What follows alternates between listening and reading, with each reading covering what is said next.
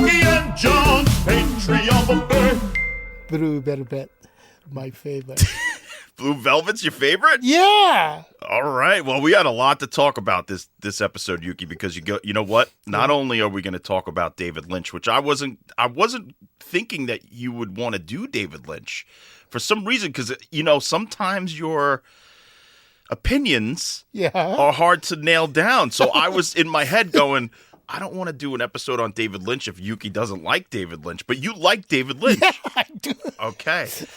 Great. And then on top of that, it's our 100th episode, Yuki. This is crazy. I mean, we have sat down and talked to each other over 100 times because this is going to be the 100th episode of the podcast buffet.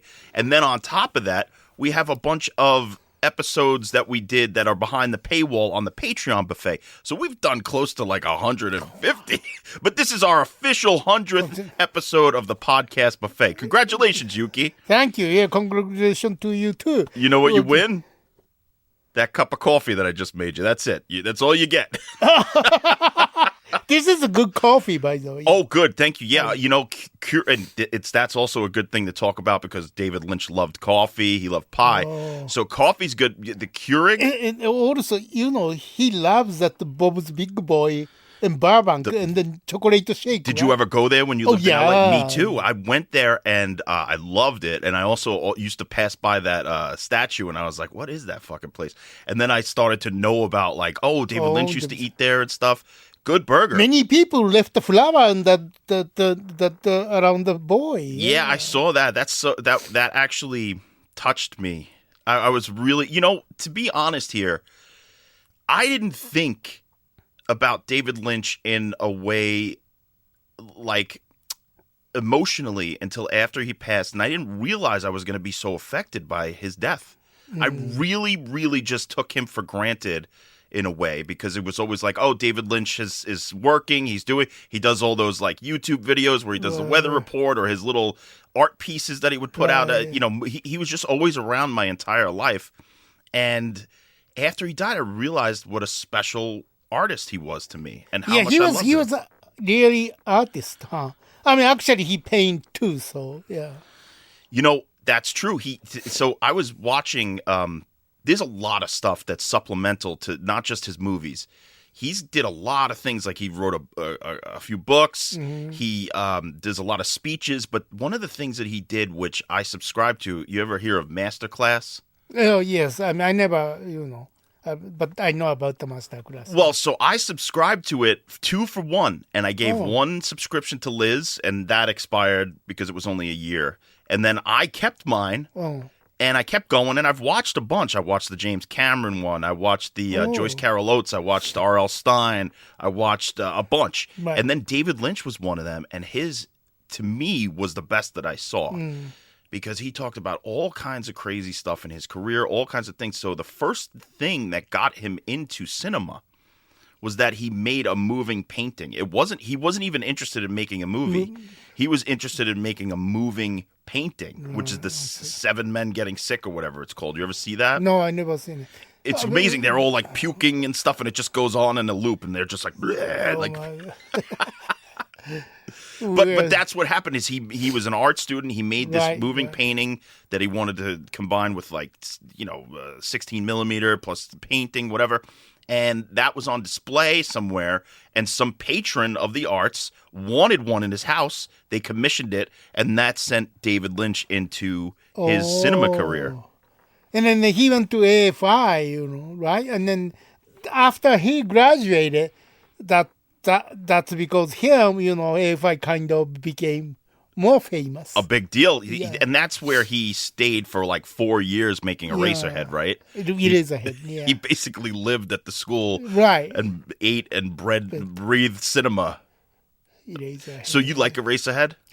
It's weird, but, again, my favorite is Blue Velvet. Blue Velvet's a masterpiece. I mean, they're all, to me, most of them are masterpieces. Some of them are a little too esoteric, and you have to watch them multiple times, and then you suddenly realize, they are masterpiece. They're impenetrable. Some of them. Towards the end, I never liked what was that Mulholland Drive. You didn't like Mulholland Drive? No, Oh my god! I didn't like it. No. Well, that one's interesting because that one started out as a pilot for a television show, and whoever That was before Twin Peaks or after? No, it was after Twin Peaks in the early 2000s, and he had made the pilot with everybody who's in the movie, and I don't know how long it was. It was probably an hour, and it just didn't get released, and it got shelved. And then some company who David Lynch was working with on something else was like, "Oh, you have this unfinished thing. Why don't we just give you like $7 million and make it a movie?" So he brought in the whole cast back. He rebuilt the sets, and they finished it as a movie. And then became like 3 hours. I don't know how. I think Mulholland Drive's like 2.5, probably. Okay. Usually he's around 2.5, 2:15, 2:17, but except for Inland Empire, which is definitely. Oh over. my god! Yeah. Did you like Inland Empire? No, I hate those Mora Grande and then Empire thing. What about in his later work, Twin Peaks: The Return? Oh, Twin Peaks Return. Well, I didn't. No, I like the first Twin Peaks is better. Wow, I think Twin Peaks: The Return is Really? Oh my god, especially that one that everybody talks about, the one with the nuclear explosion and then the guys in the I thought that he should never made the return. But it's set up. He said, "I'll see you again in 25 years," and then basically 25, 26 did, years, they came back, so they had it planned. But the first Twin Peaks had a more, impact. Like, look, I mean, everybody talking about who killed Laura Palmer. And the people who don't see the movie or TV knew about. Oh yeah, when right? I remember, Palmer I was a thing, child around the time in 5th or 6th grade, maybe 4th grade, and I had a Christmas concert that I went to where I was singing in the chorus. We were singing all kinds of Christmas songs, and there was a bunch of kids my age who were like, "I gotta get home to see Twin Peaks. I mean, we need to know who killed Laura Palmer," and it's like. Holy shit, what is this show? I was like, everybody was talking about who killed Laura Palmer. And then those girls became famous because Lara Flynn Boyle, Sherilyn Fenn. There's a lot of people in that show. I mean, Russ Tamblyn. Yeah. Dude, fucking Riff from West Side Story. It's amazing. So with Twin Peaks, I remember everybody talking about that. And it was like everywhere, and then they made the mistake that the network forced him to solve the mystery in season 2, and he didn't want to do it. Oh, so there was only one season? 2 seasons. 2 seasons, right? Yeah, and in season 2 they solved the mystery, and it just petered out. But we still have that masterpiece of the first season. Right. Second season has some good stuff too. But that first season is like a game-changing thing where it blends soap opera with, the surreal, with true crime, with detectives, with just experimental. It's got almost everything in there. Yeah. That was some kind of event, huh? Not just a TV show. It was a cultural touchstone that changed television forever. Right. For real. It really did. I mean, you could see the elements of Twin Peaks to today, like True Detective, all that stuff is totally influenced by... Actually, you know what was very Twin Peaks to me? I don't know if you saw it, that show, The Curse, that was on Showtime. No, I knew. Oh, man. It's pretty bizarre. It's got Emma Stone in it and Nathan Fielder, I think his name is. It's bizarre. But in that Twin Peaks sort of, you never know what's coming next kind of way. Original, Right. David Lynch was really into meditation, Yuki. Transcendental meditation. Really? Yeah, he was a big supporter and spokesperson for transcendental meditation. And I've been doing a lot of meditation lately. Not transcendental meditation, but other forms of meditation, and I gotta be honest, it really, really helps with the clarity in the mind where I actually actively think about getting rid of the thoughts that is going to distract me for the day. And when I do that, I don't come back to them. Whereas when I wasn't meditating, I would sit there and go, that motherfucker from 10 years ago, was a son of-" it just doesn't happen. Right. And there's something about housekeeping in your mind where you clear it and then you have the room to keep the things that you need to think about that actually matter and not past events where you can't change or do anything about it. Have you ever meditated? No, I'm not. You know me. I mean, no, I don't. I think you would like it, Yuki. I don't know. You're kind of a Zen guy without even meditating. Really? Yo, yeah. Am I Zen guy? Most of the time, yeah. You don't get like heated or anything. I mean, sometimes you get a little animated where you're like, that motherfucking son of a bitch. But you're kind of like a cool cucumber of a man. Oh. Yeah. So that might be because of your Buddhist upbringing. Right? That keeps you grounded, right? Or no, that you don't. No, I never thought, or I thought. You're a peaceful guy. You don't. Well, I know I'm a peaceful guy. Yeah, you don't seem troubled in your mind or in your actions.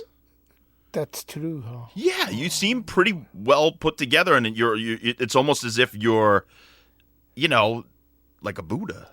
Not fat. I'm not calling you fat. I mean, like, right. mentally. but nothing to do with the Buddha or Zen. So then what do you attribute it to? Like, David Lynch attributes his calmness to meditation. I attribute it to somewhat meditation and also getting rid of childish things. If you force me to say it, I say the Force.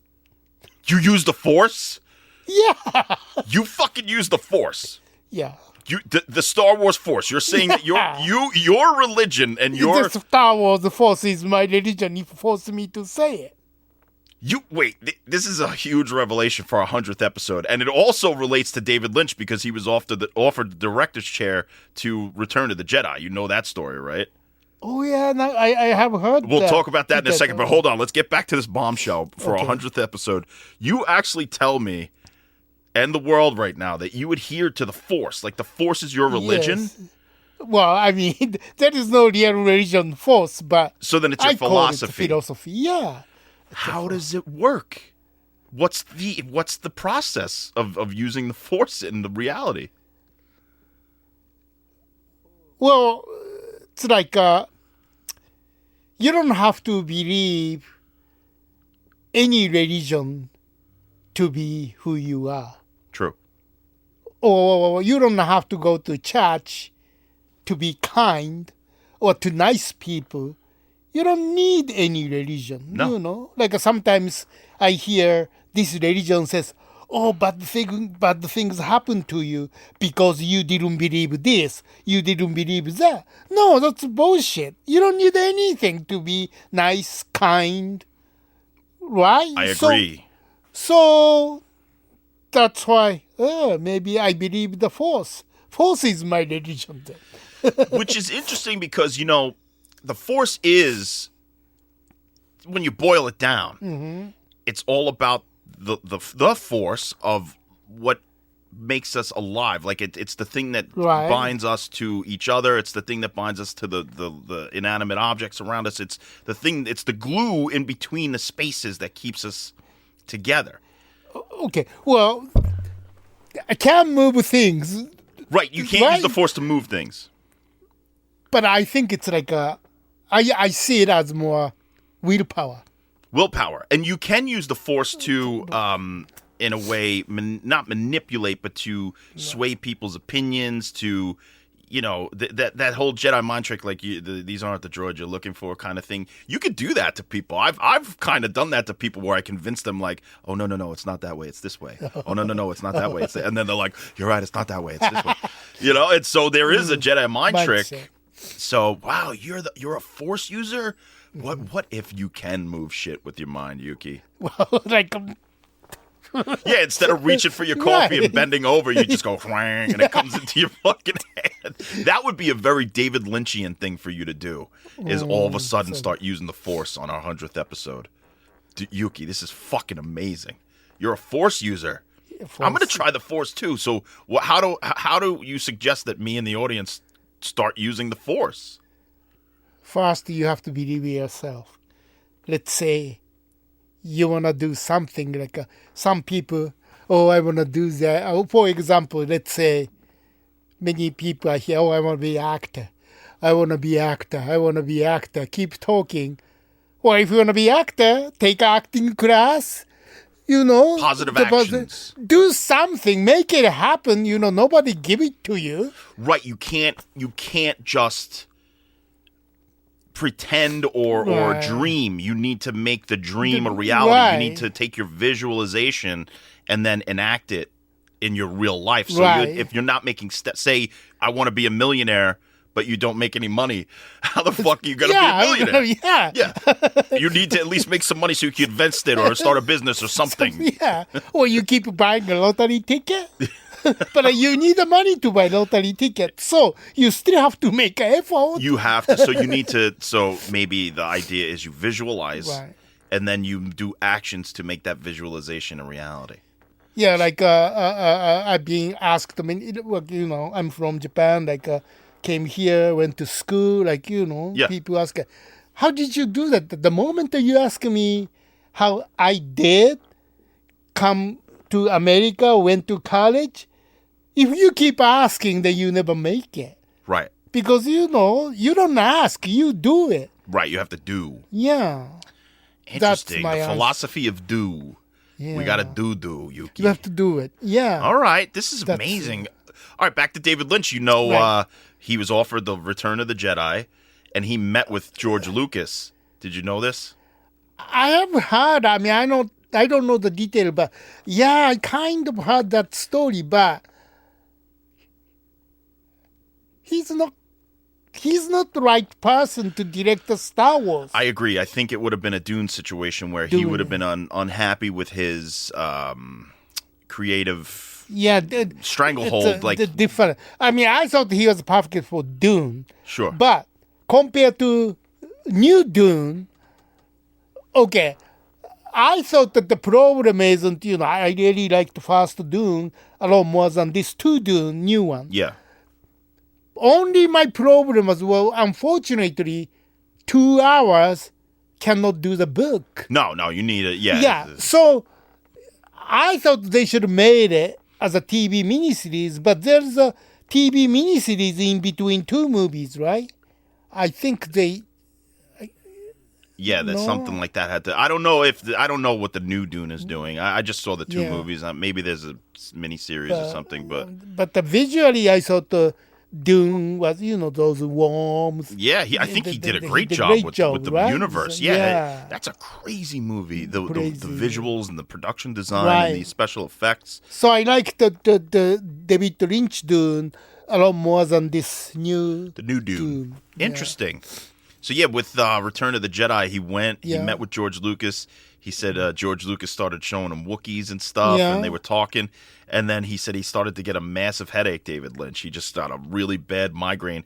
And then George Lucas took him out to eat salads. And that's all you could get at this fucking restaurant. And then David Lynch excused himself and was like, I'm sorry, my head is pounding. And then he declined the offer. Too childish subject for David Lynch. Because he's more beyond... But imagine what David Lynch could have done with the fucking Emperor shit and the whole showdown between the father and the son and... Then maybe it's far from the vision of different George vision Lucas. and George, because I don't think Ewoks isn't really David Lynch thing. It's two kids. Well, he did the baby in Eraserhead. They could have looked like that. They could have been all fucked up. But it's more grotesque and scary. That's what Return of the Jedi maybe needed, a little more grotesquerie. Yeah, because the Wookiee, the Ewok thing, instead of grotesque, it's like a two children. It's just like what? It's a teddy bear. For 3 years old, like a puppet. Nah, come on, I like the Ewoks. Yeah. The Ewoks are funny, man. They look cute, but they were gonna eat Han Solo and Luke. They were gonna eat them. No, that's why I least like is a Return of Jedi because it's too childish. Okay. I thought, I still think Empire Strike Back is the best. Yeah, that's the best for sure, by far. Yeah. All right, back to David Lynch. So let's talk about Blue Velvet, which you love. Like, that's your favorite, right? What is it about Blue Velvet that makes it your favorite? It's, first of all, it's totally weird. Oh, totally, yeah. Then I mean, I have to see many times. And then I think I wrote paper about that movie when I was in the film school. Yeah. Oh, baby wants to fuck. I like when he's like, get that fucking Heineken shit out of here. Just Pabst Blue Ribbon. This is fucking amazing. Dennis Hopper. Oh yeah, he's amazing in that movie. Who is this fuck? Who's fuck? Frank Booth. Yeah, and he's like doing the fucking whatever he's breathing in. Yeah. Oh, mommy. Mommy. It's amazing. I mean, so in a way, I mean, everything doesn't make any sense, but I mean, it's together. Yeah. In a way, Yeah. So. And Dean Stockwell singing. Yeah. Oh my God, what a classic movie! Isabella Rossellini, that part where she comes out all naked. Oh yeah, that's from Lynch's childhood. He when he was a little boy playing with his brother. This is from his masterclass and his book. Actually, it also is probably from the documentary Catching the Big Fish or whatever it's called, or Art and Life or whatever. He was a little boy playing with his brother wherever he lived, and a fucking naked woman came out of nowhere and was all bloody and stuff. And David Lynch saw that, and he was like, I knew that I wanted to help her, but I didn't know how. And that stuck with him all those years until he finally put it in a movie. How fucking crazy is that? Yeah. Those little childhood impressions that stuck with him, right? And then the whole thing with the ear and stuff. Right, the thing, it's like, I don't know, it's a doesn't make any sense. It's making sense at that movie in a way. Yeah. It does make sense, though. It's like, it's one of his most straightforward stories, to be honest. There's not a lot of ambiguity in what the story's all about. It's the ambiguity in the emotions and the mystery and like why the people act the way they do and that kind of stuff. And then that the little bird. Yeah. It's like, is that bird alive? Or it's like it doesn't move, I mean, lot of, every scene like you make you think like, what the fuck is this? Yeah. Oh, I agree. Yeah. I love Blue Velvet. That one I liked immediately. A few of them I was, put off by at first. For instance, The Straight Story, when I first watched that. That was my favorite also because it's very un-David Lynch-like, but it is. It is. When you watch, when I first saw it, I was young and I watched it with my girlfriend and her mom because my girlfriend's mom wanted to watch it, and I was like, she wants to watch a David Lynch movie. This is gonna be fucked up. And we watched it, and I was like, oh, what? That's like a family movie. This is crazy. And I kind of, it's not that I didn't like it. I liked it. I was just confused.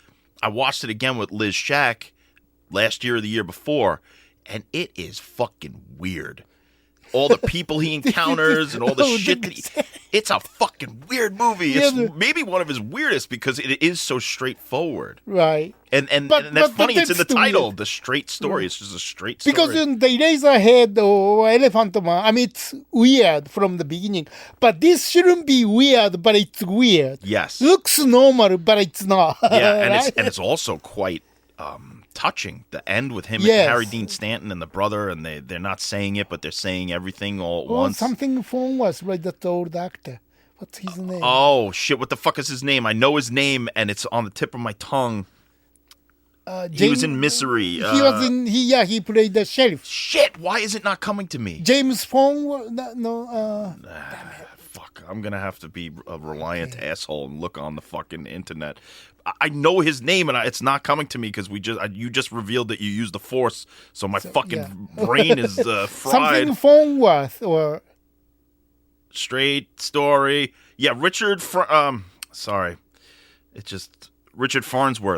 Shit, I knew that. Sorry, Yuki, I'm a piece of shit. No. But that's, he's just like a tractor. Driving a tractor all the way across the country to see his brother. That was so touching. Straight Story. It's you want to know? You want to hear a crazy story about the first time I ever watched The Elephant Man? No. What about? You don't want to hear it, or you do? I do. Yeah. Okay, here we go. This is a family secret. Okay. And don't tell my parents I told this story. Okay. Okay. This is a good one.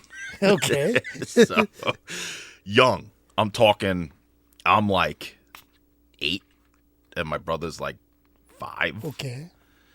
And we had just moved into the town Floral Park from Brooklyn. Okay.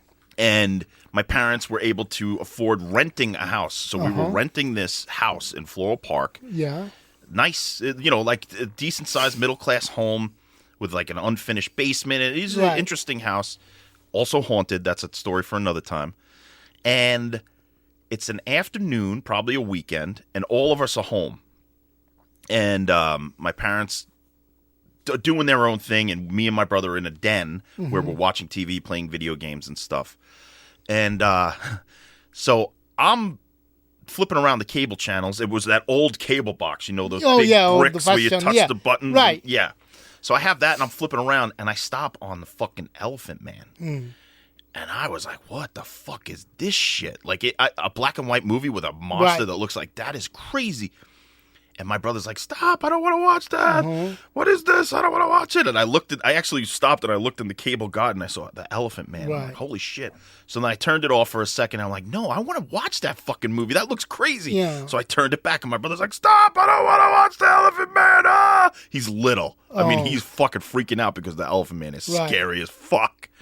So he's like, I'm telling on you. So he goes away for a long time. I mean, just like, and I'm watching the Elephant Man. I'm like, damn, this is crazy. What the fuck? And then all of a sudden, my brother comes back really quiet. He's like, John, come and look at what Mom and Dad are doing. Yeah. And I was like, oh, that's different. Like, he didn't say, hey, you're in trouble. Your mom and dad are going to fucking kick your ass. He said some information that he's never, he's got some crazy information. So I'm like, all right, I'll follow this kid. So I go follow my brother upstairs. And he's like, shh. And we sneak upstairs. And I look into my parents' room, and there's nobody there. Right. Like the fucking, there's nobody's in there, but he's like, look. And I'm looking in, and all of a sudden my father pops up from the other side of the bed, behind the bed. Oh. And he goes, there's a dog shitting on our lawn. Go outside and stop it. And I was like, okay. So I ran downstairs. And I look outside, and there's no dog shitting anywhere. There's fucking nothing. And then I suddenly realized they were fucking. My parents were fucking. And that's what my brother fucking wanted me to see. And to even further it, there was no locks on the doors because an old woman lived there before us, and she lived there alone. And I guess she didn't need locks, and we hadn't lived there for that long to put locks on the door. So they figured the fucking kids are occupied in the den, which is all the way across the house downstairs. So let's have a little afternoon delight. Okay, question. So your brother saw it. You didn't see it. I didn't see shit. All I saw was the empty bed, and then all of a sudden he popped up. Oh no, there's a dog shitting on. He had he had like a wife beater on, like a like one of those guinea teas they call them, and fucking. So I was just like, holy fucking! I realized what was happening. So he maybe burst in, saw them, they like jumped off the bed and hid. Oh, I see. And then, yeah. And then by the time I got back, or maybe they didn't see him, maybe they were behind the bed and he saw, didn't say anything, and left and came back. Oh. Dude, it fucking was crazy. So, and it's funny because there was a dog shitting on our lawn and we didn't know who it was. So I was like into that mystery, and we finally found out it was our next door neighbor. Oh. And then we would take the shit. I actually did it one time and take the shit and throw it into their yard over the bushes. They were pieces of shit. But, so that night we fucking all went bowling. Yeah. And I was like, this is crazy. My parents fuck. Like, I was like, this is weird. And then actually, I said in my young mind, I was like, you know what? That means they love each other. That's better than if my parents were fucking mad at each other all the time and fighting. At least they fucking like each other. Shit. So it was kind of an interesting thing. I mean, you know, it's embarrassing, but that shit happens. Wow. All because of the Elephant Man, because I kept showing my brother the Elephant Man. Oh, Yuki. So, don't tell my parents. No, I won't.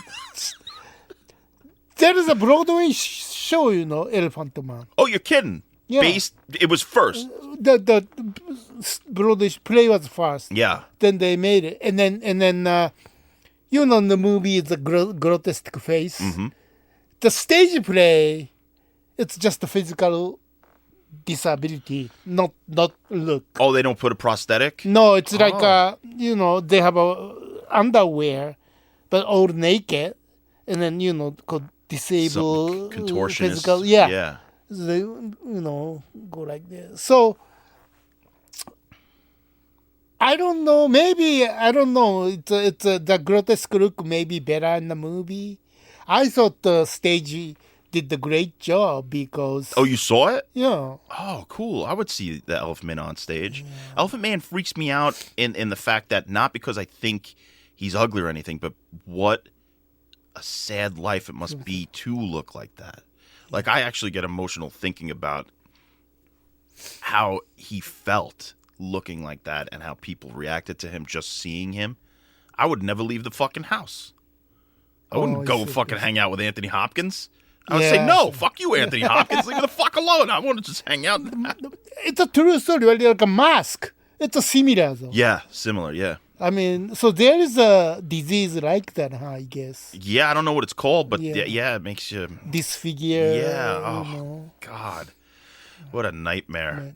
All right, what else, Yuki? We got... Wild at Heart. Oh, yeah, I love Wild at Heart, too. Yeah. With... the Nicolas Cage and then Laura Dern. And Diane Ladd. Yeah. I love her in that movie, Diane Ladd. She's fucking nuts. Diane Ladd. Actually... I met Diane Ladd once. You did? I went to her house. What? Now this is crazy too, because on our 100th episode, we're getting an untold Yuki celebrity story where we have 11 episodes on the Patreon. You're bringing out a free untold celebrity story. Yeah. Again, there's a director, Mako's friend.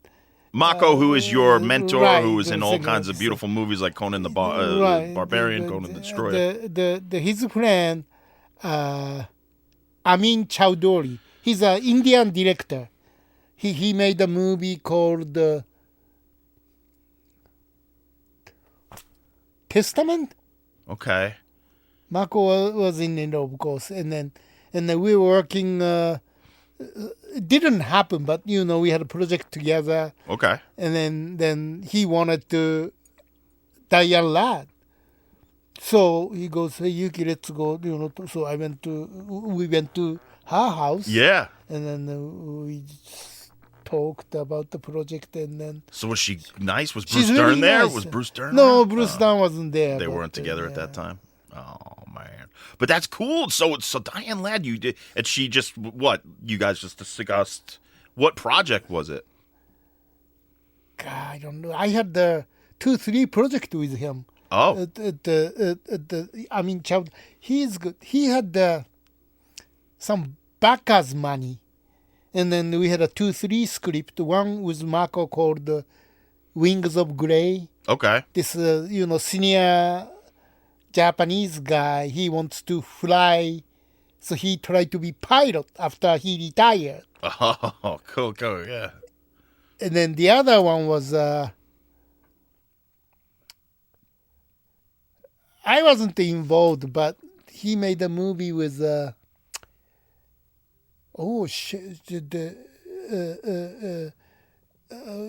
from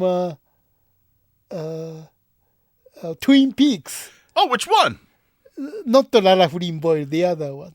Sheldon Finn? Yeah. Oh, wow, cool. What was a movie? I think Was it the one with Venus de Milo? The one where she fucking cuts a boxing Helena by Not the boxing Helena. No, David no, Lynch's daughter? No, the she and then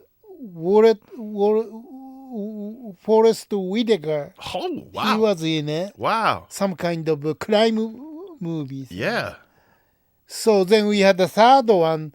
So I was working and then never happened. And so while we taking time, he passed away. Oh, that's sad. Yeah. Damn, Yuki. Diane Ladd, she's a She's a legend.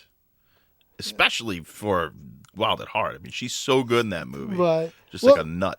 So Diane Ladd was Laura Dern's mom, right? Yeah. And then was she married with Bruce Dern? I don't know if they were married, but they definitely, did the Elephant Man, if you know what I'm saying. Oh. They had some Elephant Man time. And then made Laura Dern. Actually, when we had Bruce Dern on the last drive-in with the Roger Corman special. Right, that's he right. talked about how him and Diane Ladd got together on the Wild Angels, and that's when they conceived Laura Dern. He said that, not me. That was Dern giving that up. So I see. What about Yuki? Oh, let me tell you another story about watching a David Lynch movie that involves my dad. Down in this very basement that we're recording in right now, it was when Mulholland Drive came out. And I got it from the video store, and I was like really excited to watch it. And my father, maybe we had watched a movie before it, or we had watched some sporting event or something. He fell asleep on the couch down here. And I was like, oh, fuck it, I'm not going to wake him up, but I'm still going to watch Mulholland Drive. And I don't care if he, hears it or whatever. So I put it in, and he's dead to the world. I mean, the guy could sleep through a fucking nuclear war. So watching the movie, and all of a sudden that fucking diner scene. Remember the diner scene? When the guy starts to tell the story, he's like, I had a dream about this place, and I walk outside, and it's all very building up to the fucking where he's like, I saw this face that I'll never forget. And then the guy that he's with tells the guy who told the story about the dream, like, let's go out there now and see what's there. And then they walk, and all of a sudden the fucking bum pops out, and it's the most scary face you've ever seen. It's like one of the greatest jump scares in movie history. Oh. So I'm watching that scene, and it's really tense, and I'm like, wow, this is great. I love this scene. And then they start to go towards the back, and it's all building towards this tense moment. And when I saw that face, I screamed. I went, what the fuck? And my father jumped up. He's like, what? I'm like, I'm so sorry. I swear to God, that's like one of the scariest scenes I've ever seen in movie history. And he's like, right, yeah, okay, whatever, let's see. So I rewinded and we watched it. He was just like, wasn't that bad, wasn't that scary. And then he just left and went back upstairs and fucking went into his bed. I seriously almost had a heart attack, and I almost made him have a heart attack from that scene. Because it's like, it's the woman who plays the nun. She's all made up in this like dirt makeup with like dreadlocks, and she has like a fucking witch nose with like crazy teeth. God, you gotta rewatch. That's honestly one of my favorite scares in cinema. It's fucking great. I really didn't like that. I don't remember. So I don't remember that movie and then Empire thing. Inland Empire is it's dense, and I watched it for a second time with Lishak, and I really liked it the second time because I sort of wasn't hoping for anything. I just let it happen. And I think that there's a lot of great shit in there. The locomotion scene, like there's a lot of good scenes in there, very Lynchian, very, it's David Lynch. It's like, and he was also experimenting with DV cams and stuff. So it's interesting to see that he adopted that, digital cinema early on. I like it. It's good. It's just not. It's something that is maybe once every 15 years you watch or something, just to revisit. But Mulholland Drive, you know why I also like that movie a lot? No, why? There's a great lesbian scene in it with him. What was it, Naomi Watson? Naomi Watson. I forgot the other woman's name. It's no offense, none taken. You know how I love lesbians. She was nominated for Oscar, right? For that movie? I think. Really? That's crazy. I didn't know that. I mean, she deserves it. There's a few scenes in there. Naomi Watts is doing some heavy lifting. I mean, great acting. And actually, when David Lynch died, there was a clip that was floating around that I thought was really funny. Naomi Watts was talking about how she was offered King Kong. Oh. And she wasn't sure if she was going to take it. And she called David Lynch to get his advice. Yeah, what he said. And he said, Naomi, anyone who sits in the hand of Kong will be a movie star for life. He was right then. He was right. What is it with David Lynch and he does the finger thing? You ever watch his interviews and he starts doing the finger thing? I think he's using the Force, Yuki. He's like conjuring up. Yeah, you ever see that where he's like, and no, then I never noticed it. No. And then the flowers will grow, and he starts doing the finger thing. Really? Yeah, you got to watch again. Okay. He does it a lot, and then he closes his eyes and he's like visualizing it. It's pretty cool. Oh, I think maybe it's he's using the Force. Then. he's using the Force, Yuki. All right, what else about David Lynch do you love or remember?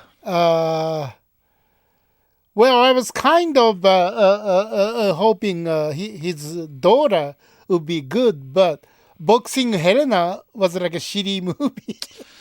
I saw it when I was young, and I don't remember if it was good or bad, or if I liked it or if I didn't. I just remember I was freaked out at the idea of... Yeah, this guy wanted to keep the girl since he loved so much, so he cut her leg and then arm, and then put in the box and keeping it. Yeah, I don't know. That's a really bizarre concept. But another movie she made called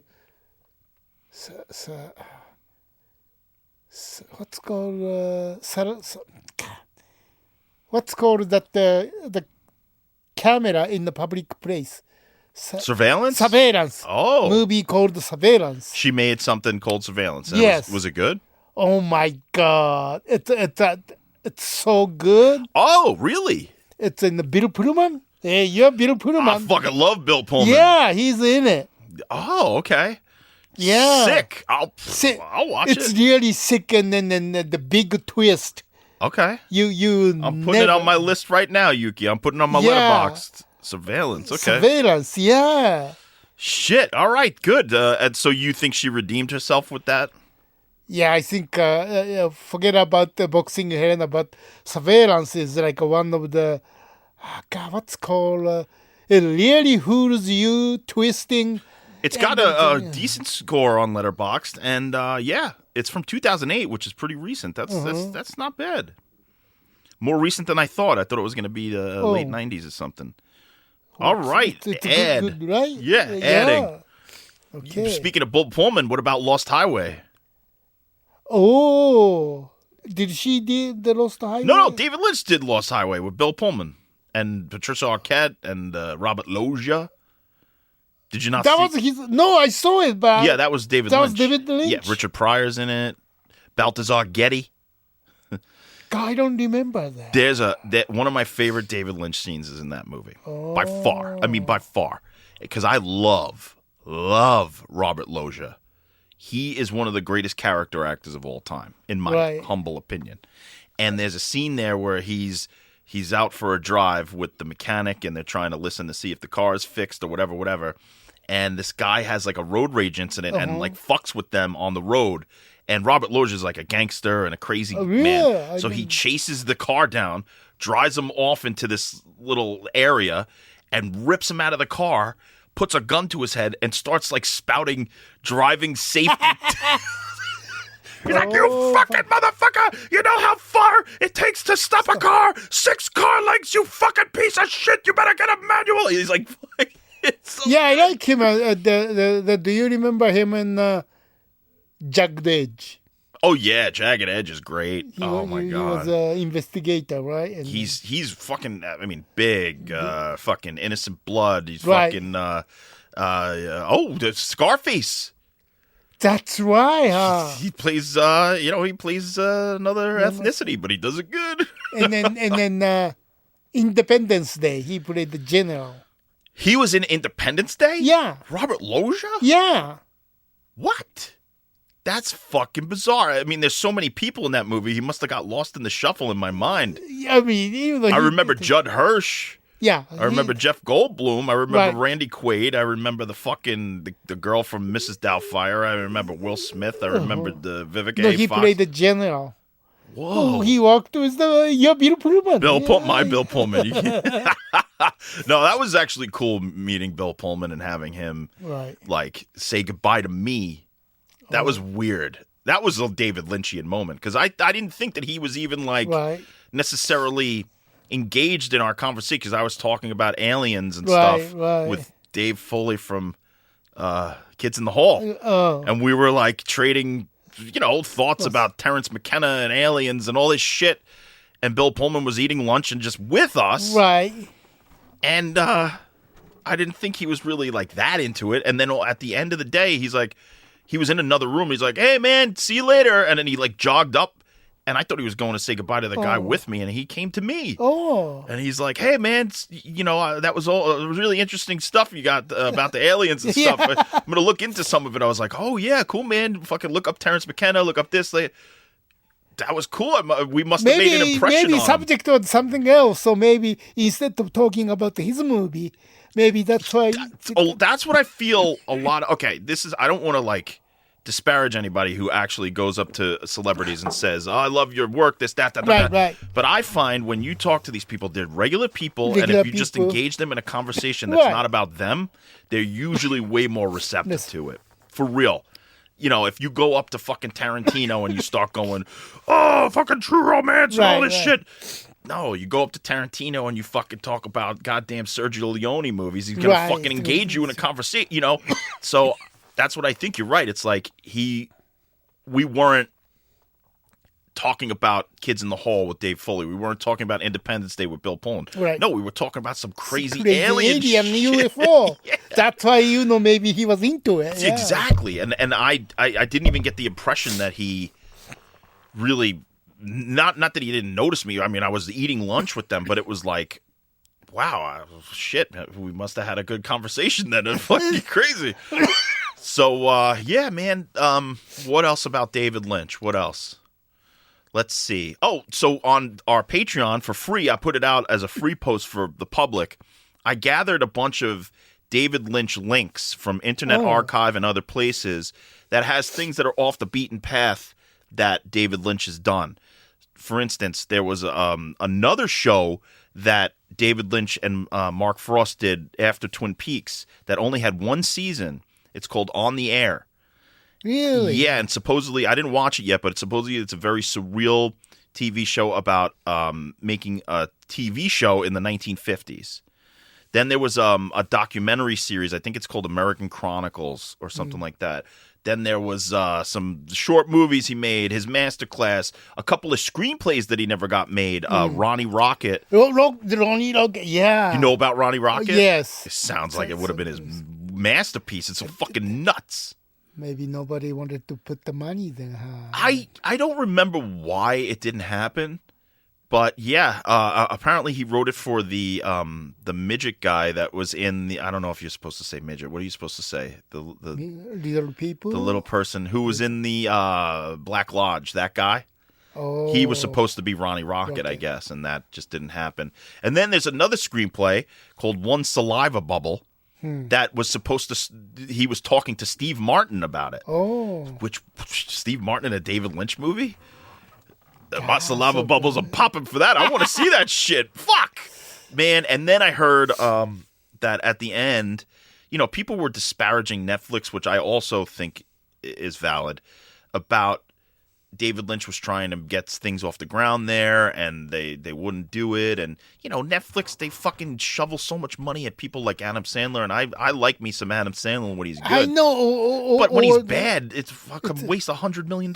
Yeah, and then they charge 25 now, huh? I just You discontinued it? Really? Yeah, I mean, that's a lot. 25 is a lot. Yeah. Then I don't want to see those, those unknown people from third world TV series. Yes, because sometimes with Netflix, it's like they have like 3 things I really want to watch, and then it goes 6 months where I'm like, what the fuck? There's not a lot on here, and a lot of what they have, I could go to Tubi and Tubi get is better, because it's free. So Netflix. Whatever, they could take 10 million and give it to John Waters. They could take 10 million, 40 million, give it to David Lynch and let him. So, but apparently the guy who runs Netflix or whatever came out and said David Lynch was actively working on a series for them and they had greenlit it. So that's fucking sad because he would have had something coming up. Netflix is weird, huh? They put so much money in one project, and then this side they spend no money. Right. Well, so I don't understand the economics of shoveling so much money into one thing. Like, say, Adam Sandler. I don't want to disparage him because I like some of his work, but some of it's atrocious. Right. So why not take fractions of that, like give him 10% less, and then take that 10% and give it to a fucking artist like David Lynch or John Waters or somebody like that, and then have that niche market of movies for people like you and me who want to see those directors work. Yeah. That would bring more subscribers to Netflix, I think, and it would cost them a fraction what it costs to do these fucking abominations. Well, that's why I subscribe it, because why am I paying $25 for what? Yeah. Tubi or Pluto Rock, it's free. So Plex, Pluto, Tubi. You could be set. They give you TV stations. They have fucking all the classic shows. They have so many fucking movies. All you have to do is wait through 3 or 4 ads every once in a while. It's not that bad. I was going to get rid of Netflix myself, but my parents use it, so I can't. I mean, but literally, there's nothing to see in Netflix. It's There's stuff. I mean, they got Seinfeld, which if you want to rewatch that, I don't know if you do that. No, but, I don't. So. And the Irishman was 3-4 years ago. Recently, there was a movie that I really liked called The Hitman, or Hitman or whatever, and it was by Richard Linklater, the guy who did Dazed and Confused. Oh. It's a good movie. I liked it. Oh, really? I liked it a lot. But that's few and far between. It's like one every, the last one that I wanted to see that was on Netflix was The Killer, which was a David Fincher movie. That was like a fucking year ago. And then, it's taken them 4 years to get the new Stranger Thing out. I don't know. I don't know. I'd rather have the Criterion Channel and Peacock for WWE wrestling. I've been liking some wrestling. Now they have Raw on Netflix, apparently. Right, they have Raw, yeah. And I put it on live the other night just because I was like working and I wanted something on in the background. I was like, oh, Raw's on. Shit. There's more commercials on that than on a fucking YouTube page. It's fucking crazy. And they break into matches. Like you're seeing a match and all of a sudden they'll be like, he's going to pin him. And they'll be like, have you ever erectile dysfunction? They're fucking the commercials every fucking... Well, then if you charge $25, don't do the commercial. Apparently, when you watch it after it's live streamed, then there's no commercials. But what the fuck? When you're watching it live, you don't want front load it with a fucking 20 minutes of commercials and put 20 minutes of commercials at the end and let the middle just sit. Yeah. Don't break in. Or plan with the WWE and say, okay, we need a 20-second ad break here. That's what they used to do for the fucking regular TV, so why can't they do it now? They just fucking... Anyway, let's get back to David Lynch. So yeah, if you go to Yuki and John's Patreon, you can find the David Lynch post and you can find a bunch of off the beaten path stuff. And yeah, I mean, I would recommend watching any movie he's made, for better or worse. Okay. I mean, strap in on Inland Empire and still watch it. Right? Remember he fucking sat there with the cow trying to get Laura Dern an Oscar nomination? I'm sorry, I don't remember. He was trying to drum up some Oscar interest for Laura Dern's performance. So he sat on the corner of some place in L.A. with a sign and a cow and just was like, give Laura Dern an Oscar nomination. I don't think it worked, but it was like a promotion for her. Did she win for something? Laura Dern. I don't know if she ever won, or I'm sure she was nominated, but I don't know if she ever won. But she's a great actress. Yeah, I would love. I thought that she won for something. Maybe. I'm not sure. You ever see Citizen Ruth? Oh yeah, maybe she won that one. She probably was nominated for that one. That's a good movie. That's young. Right. What's his fucking name? The guy who did Nebraska and Sideways and all that shit. And Holdovers. Oh, the Alexander Payne. Yeah. That was one of his first movies. Good movie.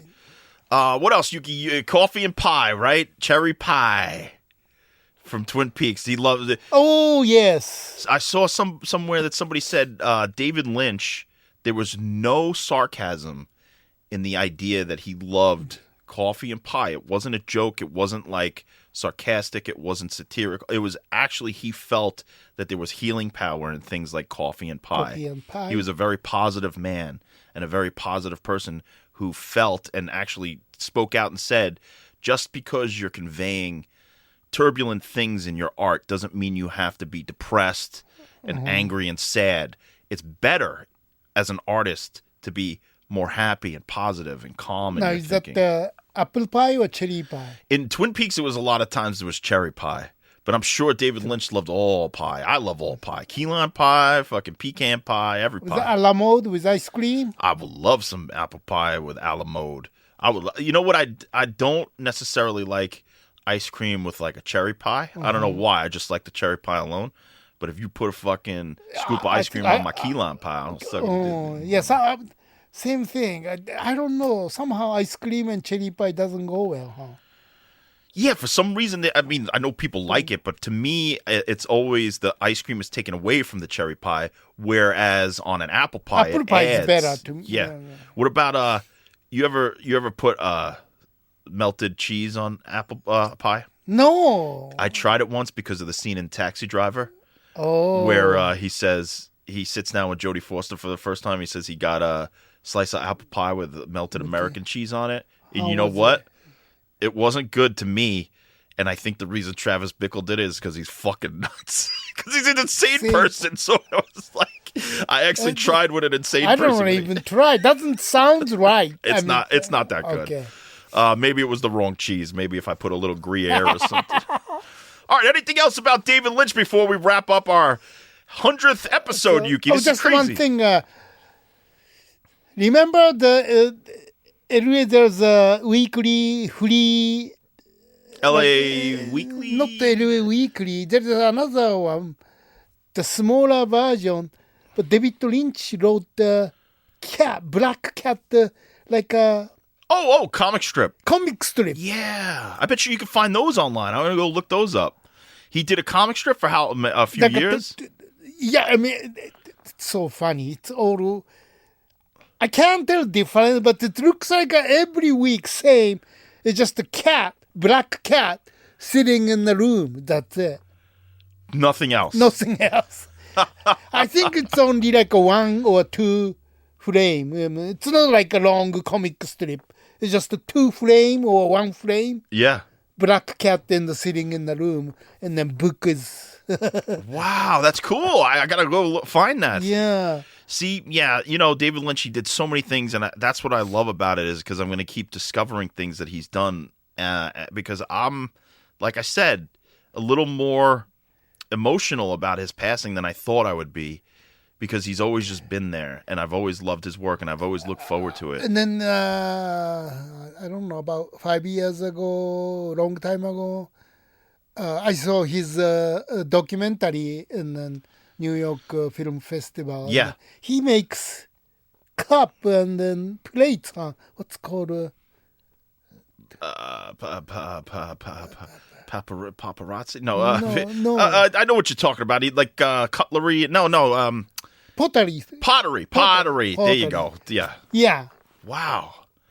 That's crazy. I hope that David Lynch, like Prince, had like a shitload of archival stuff that he's going to come out over because I mean Prince's estate hasn't been too fast about it, but apparently he had like 300 albums of music, some crazy. So I hope that there's a bunch of undiscovered, even if it's just scripts or manuscripts or stuff that David Lynch had that they'll start to put out posthumously.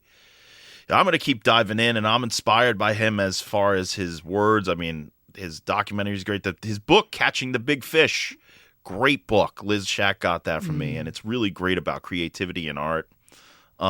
So, Yeah, Yuki, this is a 100th episode. 100th episode. We celebrated a creative person, and it aids in our creativity. Right. This is our art in a way, just talking to each other about these crazy fucking things. We've done it 100 times. Wow. I mean that means we got something going here, and our like I said last time, our numbers keep rising. Yuki, nice. Isn't that crazy? And people actually sit here and listen. There's a list of places that people listen. I could pull that up really quick. Oh. You're gonna poop your pants when you hear some of these places. It's crazy, Yuki. Hold on. I'm gonna have to edit this part out because it's a little dead air because I don't know what to say. Hold on. Here we go. So let me read some of the places, Yuki, that we have listeners. Okay. Of course, the United States, right? Yes. So we have a lot of people in the United States. What do you think number 2 is? Canada. You knew! Holy shit, how did you know? I don't know. I just guess. Our Canadian brethren like the show, I guess. Really? Some Canadians listen, Yuki. What do you think number 3 is? This is going to be crazy. New Zealand. Let's see if New Zealand's on the list. No, New Zealand's not on the list. Australia. No. Mexico. Mexico's number 10. Oh. Mexico's number 10. Germany is number 3. Really? Now, number 4 is going to blow your fucking mind, you. France. Nope. Spain. No. Wait, let's see if France or Spain. France is number 5. Spain is not on the list. UK. UK is number 6. Oh. 7 is Russia. 8 is the United Arab Emirates. Oh my God. 9 is the Netherlands.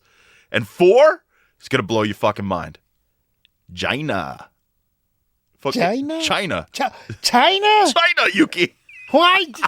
Chinese people listening to this? Chinese people are listening to this show, Yuki. There's people in fucking communist China sitting there going, oh, I wonder what Yuki and John have to say about laundry. Oh, I wonder what Yuki and John have to say about books. Oh, I wonder what Yuki and John have to say about David Lynch. Shit. Yeah. There's some fucking people in China listen to this show.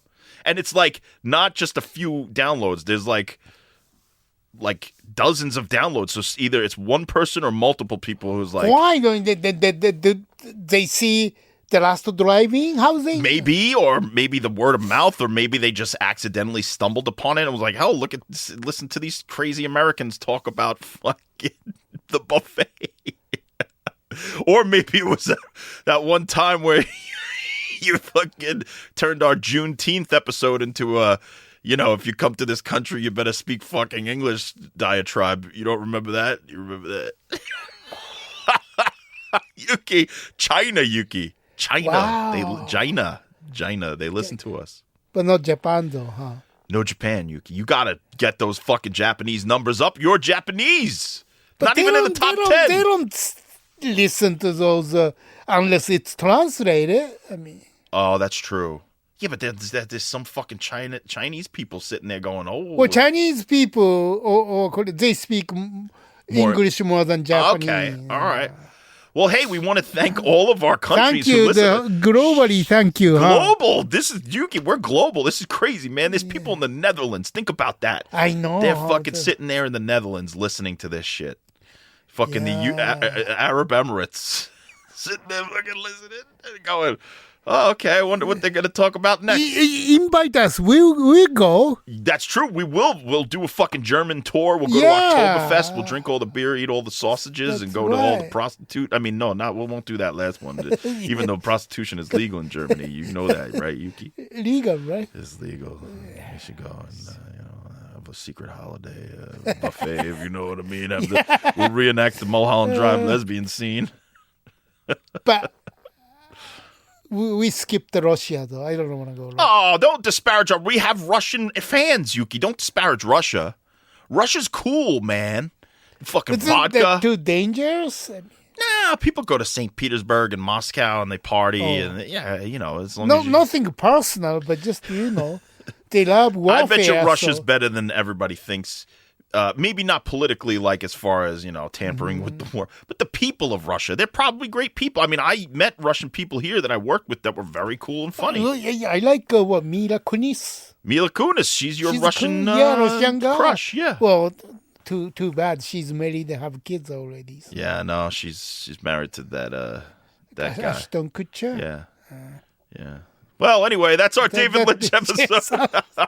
Well, we want to thank all of you for listening and subscribing and sharing and rating our podcast. And thank you. Yes. We're at 100. This is crazy. We're going to keep going. Episode. Yeah, we'll keep going. Send us topics. We got a lot of topics now because I put out. So I'm going to put them in a bowl on pieces of paper, and we'll pick them sometimes. Okay, and we'll say, this is, Right. Yeah. We can talk any subject. So any subject. Actually, I was thinking maybe there's one or two subjects we can't talk about, but hey, Yuki, we'll do those privately in the Patreon, which the Patreon's going strong, Yuki and John's Patreon buffet, and we want to thank everybody there. Thank you. Yes. This is just this little stupid idea that we had in 2022. We're 2025, Yuki. That's 3 years. We started 2022? Halloween 2022, so Halloween 2025 will be 3 years. Yeah, Yuki. Is that nuts or what? Nuts. And we're just going to keep going. Go to the buffet. Next 200, 500, 1,000. 1,000, a million. Million, yeah. We're going to upload our fucking brains in some David Lynch Twin Peaks AI and just keep spitting out episodes for all eternity. Yeah. All right, everybody. Well, we'll see you on 101 at the buffet. That's right, the buffet. We'll see you next time. See you next time. Bye. Here's some words from David Lynch. And so you just stay alert, do your work, don't worry about the world going by. It doesn't mean that you can sit around and not do anything. You've got to get your butt in gear and do it. And don't take no for an answer. Translate those ideas to cinema or to a painting or to whatever. And figure out a way to get it done. Yuki and John's Patreon buffet.